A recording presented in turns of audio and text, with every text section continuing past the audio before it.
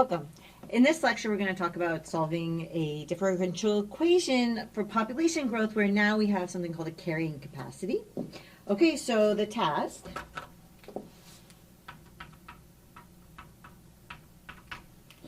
is going to be to solve, so the equation is something like, so we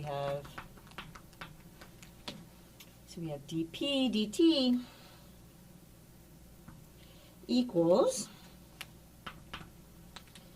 and then we have k p times 1 minus, and then we have p over, and this is where the new thing is, over some kind of carrying capacity n. And what we should, and recall in here, so what do all the different letters represent here? So we have that P equals population. So we have P equals population. We have that K equals the relative growth rate. So K equals the relative growth rate. And then we have that M is going to equal the carrying capacity.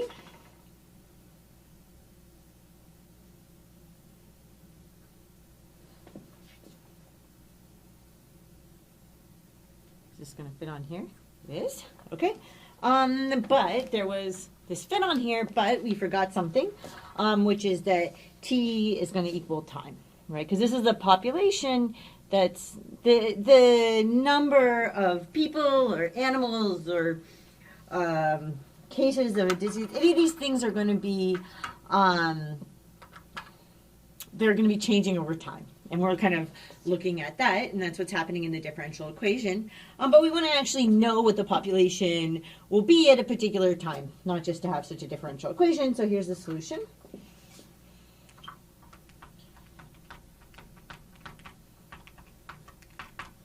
Okay, so the first thing, right, that we're going to want to do, this is a separable differential equation.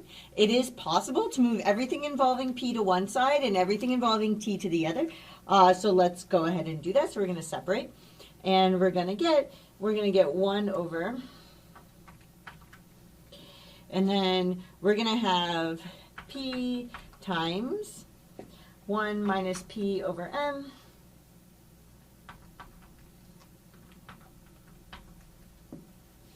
dP is going to equal k dt. Now the constant has nothing to do, right? The constant has nothing to do with this p, and so we could, I'm gonna make these green. I hadn't originally intended to. I'm making these green so you can see they're all on the same side as this. We could put the constant on either side. It's just easiest. It's kind of on its own there. We already have enough going on this side. Okay, so now we're going to integrate both sides. So, oops. Oh. I meant to write 1 and then to write separate. So that's going to go here. So the first thing we're going to do is separate. So we did that. And then the next thing, the next thing that we do is integrate. Right, we integrate both sides. So I'm going to get the integral of 1 over P times 1 minus P over M. dP is going to equal the integral of k dt.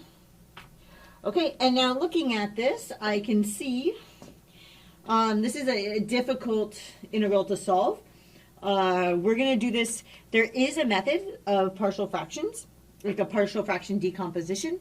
One can study and learn the method, and then there's a whole bunch of rules. In a lot of circumstances like this, one can actually just play with it a little bit and make it happen. So let me show you. But I can say that you get used to this with practice, because you're going to look at what I'm doing and it might look a little demystifying, but a little mystifying. I'll try to demystify it a little bit, but I understand that it might look like, how in the world did she decide to do this? Okay, so let's do an aside over here.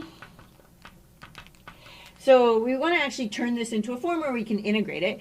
So we have 1 over, and then we have P times 1 minus P over M.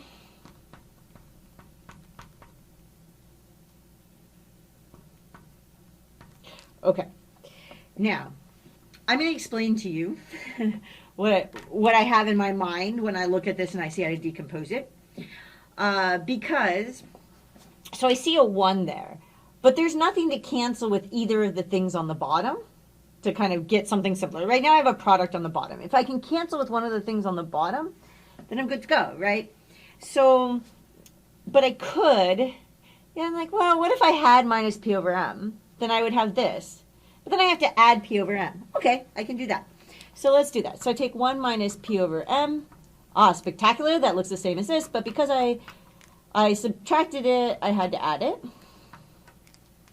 So p times 1 minus p over m. Okay. And then now I can break this, right? There's a sum here. And I know that this part's going to match up with this part. So that's going to be great. So I'm going to want to break apart my sum with that and then the other. So let's go ahead and do that.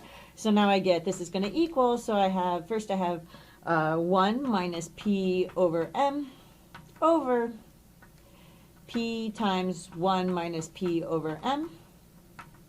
And now I can do this p over m times p times 1 minus p over m. Okay, spectacular, because now I have some stuff that can cancel. I can cancel, right? I can cancel this with this. And actually I can cancel, there's a p on top here that can be canceled with this.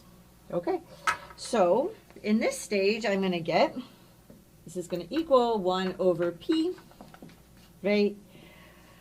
Plus, and so I have a 1 over m on top, so that can become 1 over m times 1 minus p over m. So I get 1 over m times 1 minus p over m.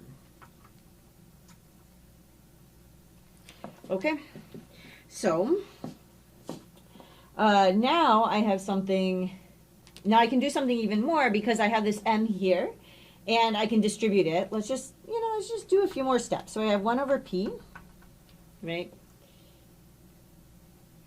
And then I have, so I have this, and then I have plus. Now, I can distribute with the m there, right? So I get 1, and then I have m, and then I have m times p over m, right? So actually, let's just kind of do this over here. So what is this? This is m minus, right, or here, let's do an extra step here. So I have m times 1 minus m times p over m, right? And the m's here are going to cancel, so what I'm going to get here is I'm going to get, so going from here, I can get m from the m times 1, and then I can get minus p. Okay? Now this is like so many million times simpler, and I can actually work with this. So I'm going to take this and replace that with this, because that's going to be so much easier to work with. So let's do that. Okay, so I integrate, but I'm going to make this like much easier to work with. So I'm going to take this here. I'm going to box these here. So I have, right, this is equal to this. Blue is the worst of the colors because you can't really see it very well, so let's do red.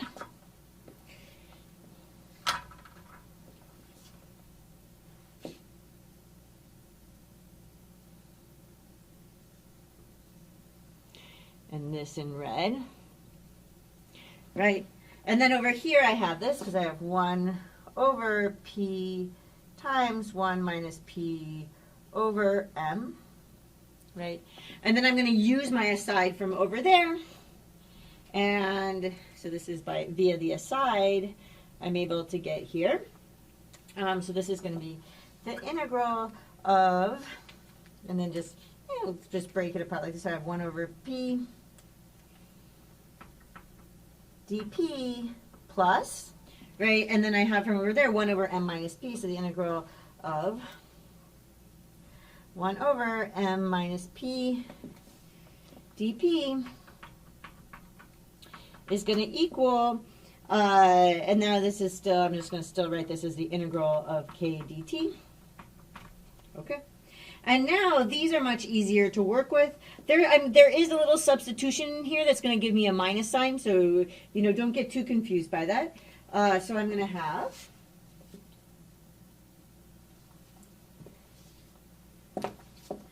the integral of, so I'm going to have this integral, so I'm going to have ln of the natural log of p minus, right, and the minus is picked up on if you do this substitution carefully. So I have minus ln of m minus p.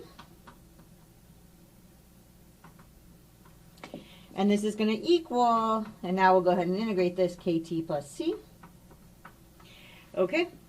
And I'm going to want to be able to, like, I have something, remember, like, what am I, like, aiming at, which is to actually kind of isolate and solve for p. So I'm going to want to, like, get p on one side kind of alone here. So I'm going to go, I need to kind of be able to take the exponent, like the exponential function. I could do this with this whole thing. It's actually easier to first combine this into one, so we can use the natural log rules here.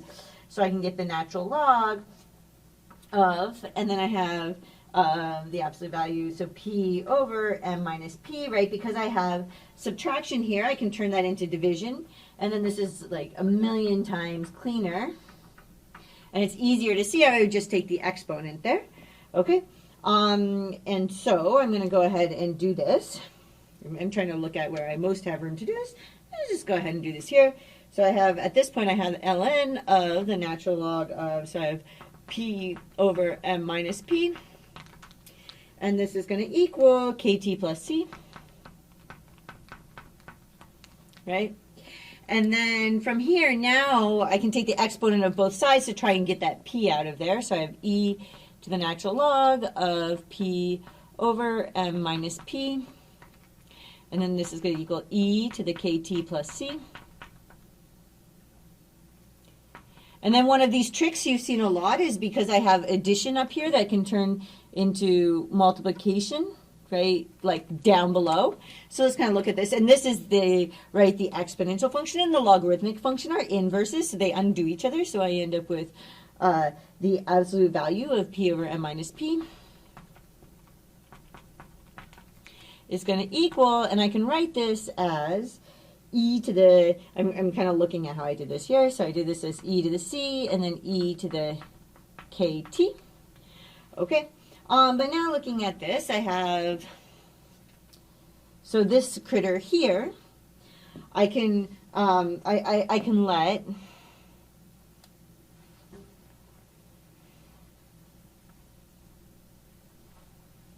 okay, so kind of like give myself a little bit more room. So I can let a equal, I have this absolute value on this side, so I'm going to let a equal plus or minus e to the c, right? I mean, this would always have to be positive, right? So I can't just say e to the c because maybe from here I picked up a minus, which is why I need to give the potential for that to actually be negative, okay? And then, so I'm going to end up with p over m minus p is going to equal a e to the kt. So I'm going to solve for p in terms of a.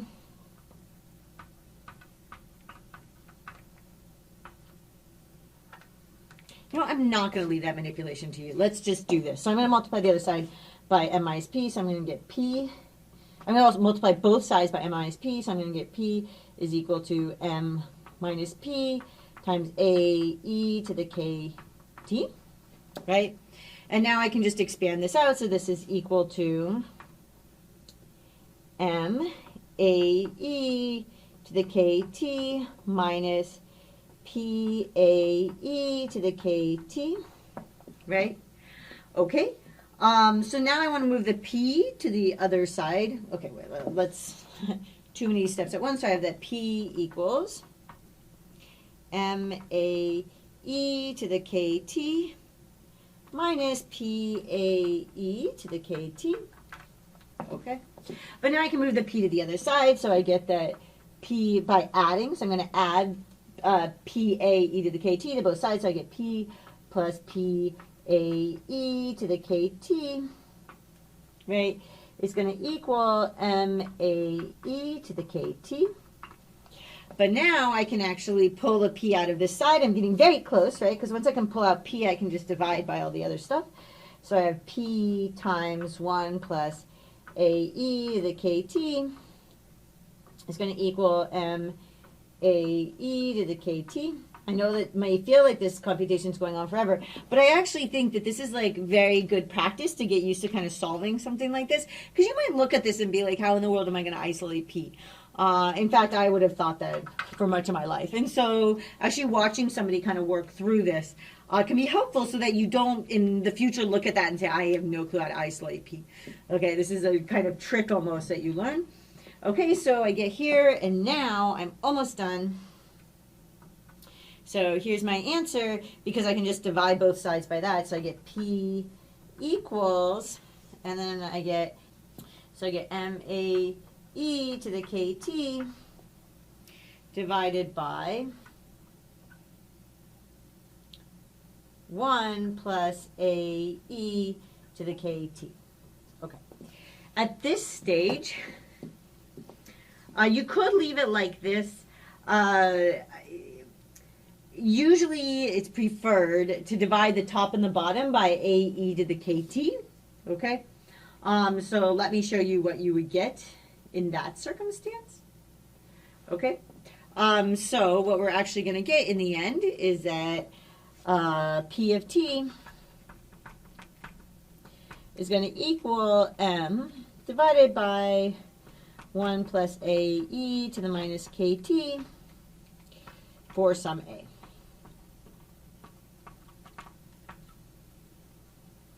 Okay. This was a separable differential equation. There was a little bit of tricky like arithmetic in it that I actually did to give you a little practice with that, or to see somebody else do it. We shouldn't assume that somebody has seen somebody do these things before, and chances are if you haven't seen somebody do them, you're not quite going to be sure how to do them yourself. Okay, so to do a separable differential equation, you want to move all the p stuff to one side, all the t stuff to the other, and then you can integrate both sides. We do that. This is tricky. We don't know what to do with this. This is, again, one of these. I did some of these computations for you because they involve some of these tricks that I didn't know how to do until I saw somebody else do them. So, you know, it's good to watch somebody else do them, even if it's kind of like painful. I know that there's like a lot of computation going on here. So I took, what did I do here? I wanted to make the top have something that had with, you know, that replicated the bottom so that I could do some cancellation. So it was going to be 1 minus p over m. So I subtracted that and I added that. And then that allowed me, right, because then this is a sum on top, so I can break that apart like that. And then that's going to equal, you know, now I can do this cancellation, but I can also do that cancellation with those p's. And so I'm going to get 1 over p plus 1 over m times 1 minus p over m. And then I can distribute the m here and reduce that down to 1 over p plus 1 over m minus p. Those I know how to integrate. I'm being careful to do a substitution here, which picks up a minus sign for me. I integrate on that side. When we have a difference with the natural log, then that can become division. Why do we want to do that? Because we're going to want to take the exponent. To pull this out, right, by the fact that these are inverse functions, we do that. We also know that when we have a sum up here, that gives us a product. There might have been a minus sign picked up from here. And so we're going to say that our constant A is going to equal, we don't know whether it's EC or minus EC, it doesn't matter, it's a constant. Okay, so now we're down to here. We need to solve for P. This is another one of these tricks. I could have just shown you the end result. I think that this is helpful to see the trick done.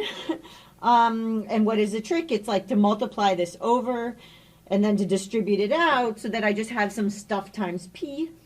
And then I put all the P stuff on the same side, and then I can divide out what's left, right? And so when I divide out what's left, I can get, ultimately, in the end, I get this. But you need to actually, we go from here to here by dividing the top and the bottom by AE to the minus KT. The A becomes 1 over A. So there is that thing. But it's still a constant, so it doesn't matter. Okay, so we get P of T equals this for some A. So maybe I should have called my constant something else, right? But it doesn't matter because it's 1 over A is a constant, 1 over A is a constant. Okay, so I hope that was helpful and made some sense, and I will see you in the next lecture.